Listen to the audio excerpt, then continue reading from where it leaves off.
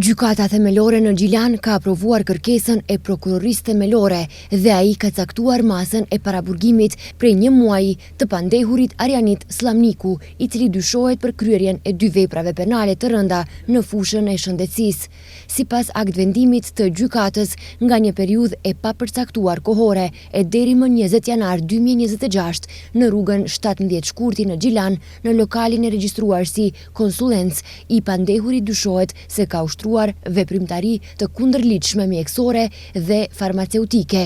Ai pa kualifikim profesional, pa licencë dhe pa autorizime ligjore, ka kryer trajtime dhe vizita mjekësore, duke u paraqitur si ofrues shërbimesh për trajtimin e autizmit. Prokuroria njofton se i pandehuri ka rekomanduar dhe përshkruar terapi të ndryshme, të pa verifikuara dhe të pa konfirmuara shkencëtarisht, ndonse nuk ka pasur njohuri apo kualifikim në këtë fushë. Me këto veprime, i pandehuri dyshohet se ka kryer veprën penale, ushtrimi i kundërligjshëm i veprimtarisë mjekësore ose farmaceutike, e sankcionuar me Kodin Penal të Republikës së Kosovës. Po ashtu, sipas prokurorisë, ai dyshohet se përmes komunikimit elektronik dhe telefonik pa autorizim dhe në kundërshtim me ligjin për veprimtarinë farmaceutike dhe rekomandimet e Organizatës Botërore të Shëndetësisë, ka kryer eksperimente të kundërligjshme mjekësore. Ai dyshohet se ka rekomanduar terapi farmaceutike të paverifikuara për persona të ndryshëm,